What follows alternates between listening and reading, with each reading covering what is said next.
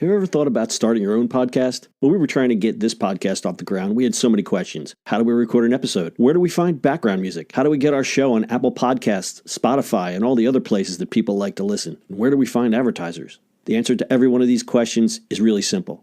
Anchor. Anchor is a one-stop shop for recording, hosting, distributing, and monetizing your podcast. And best of all, it's 100% free and 100% ridiculously easy to use. Anchor makes it simple to get up and running. You can upload and schedule your podcasts ahead of time. It publishes to all the major podcast platforms. You can easily check your stats. I could go on, but instead, why don't you go and get started? Go to anchor.fm/start to join the e-commerce minute and a diverse community of podcasters already using Anchor. That's anchor.fm/start. We can't wait to hear your podcast. It's the e-commerce minute, your daily dose of e-commerce, tech, and retail news with your hosts Bart Mraz and John Suter. The e-commerce minute is a production of Sumo Heavy, a digital commerce consulting firm in Brooklyn, New York, and Philadelphia. Find us on the web at sumoheavy.com. It's the e-commerce minute for February 13th, 2018. In today's episode, Walmart will fine late suppliers. Walmart will no longer tolerate tardy suppliers. The retailer will now require suppliers to deliver goods exactly on time or face fines, another step in the retailer's effort to keep inventory low and shelves stocked as it battles with Amazon.com. According to Reuters, Walmart executives plan to announce at an annual conference this week that their large suppliers fulfill orders within a specific 1 or 2 day window 85% of the time or face a fine of 3% of the cost of delayed goods. Previously, suppliers had to hit a 75% threshold to avoid fines. For smaller suppliers, the on-time threshold will move to 50%, up from 33%. These changes will take effect in April.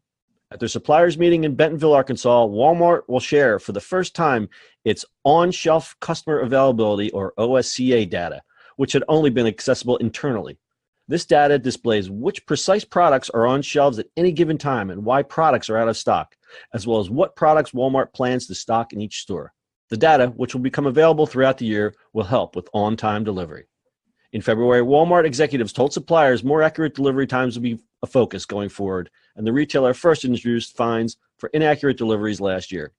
Walmart hopes to add $1 billion of revenue by improving product availability at stores. More precise delivery schedules will help keep Walmart shelves stocked and a better eye on inventory flow. Walmart's goal is to increase store profits to help fuel its online fight against you-know-who, Amazon.com. If you still think that Walmart is just a shopping place, it's not. It's a logistic place. It's a logistics company. A logistics company. This is what they do. It's kind of like McDonald's being a real estate company.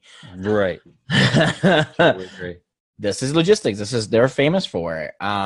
They're really, really good at it. I mean, they know exactly to when stuff has to be reordered, when it has to be delivered. They reroute their truck drivers all the time to move stuff around. They're really good at it. So I'm not surprised about this. This is they're Walmart. You want to sell a Walmart? You're doing this. The biggest chain in the country. You better hop to. Pretty much the biggest chains in the world. My real concern was the smaller sellers, but I see that they're not being held at the same standard. That's still probably going to be a little tough for the smaller standards, but the fact that you've got a foot inside Walmart and you may have to take a hit once in a while is probably still worth it. Yeah, I mean, there's both ways, right? As a small seller, you're happy if you have a product that sells all the time with it, but there's the other side of it too. I mean, Walmart's famous for beating up their vendors of pricing and stuff like that. So, it's interesting. Yeah, it's. I would love to see what this OSCA data looks like, just even visually of how it's displayed or how it's probably bonkers. It's probably so creepy bonkers. Oh, it's detailed. It has to be detailed. They know from register where it's go because all that data from a register when somebody buys, say, a bottle of water, it goes all the way to the headquarters and it's calculated where it goes, how it goes, where it's got to be shipped, and where it's got to be done. Yeah, and that boils down to how the stores lay out too. They can fine tune that based on how the product travels from the shelf to the cash register. I mean, that's not just let's just put the clothes here. That's something that's really data driven. Nothing is by chance in a Walmart store. Nope, not at all. Scary. Wow, yeah, pretty scary. All right, anything else to add to this one? Yeah, Oops. Except for you dropping stuff. I was so excited by the story. I dropped my thing. All right. Anything else? Nope. All right. That's your e-commerce minute for today. We'll see you on the internet tomorrow. That's it for today's show. If you like the show, do us a favor and subscribe or leave us a review on iTunes. And don't forget, you can now listen to the e-commerce minute on your Amazon device. Just add e-commerce minute to your flash briefing. And finally, if you have a comment or suggestion or just want to say hi, find us on social media at Sumo Heavy.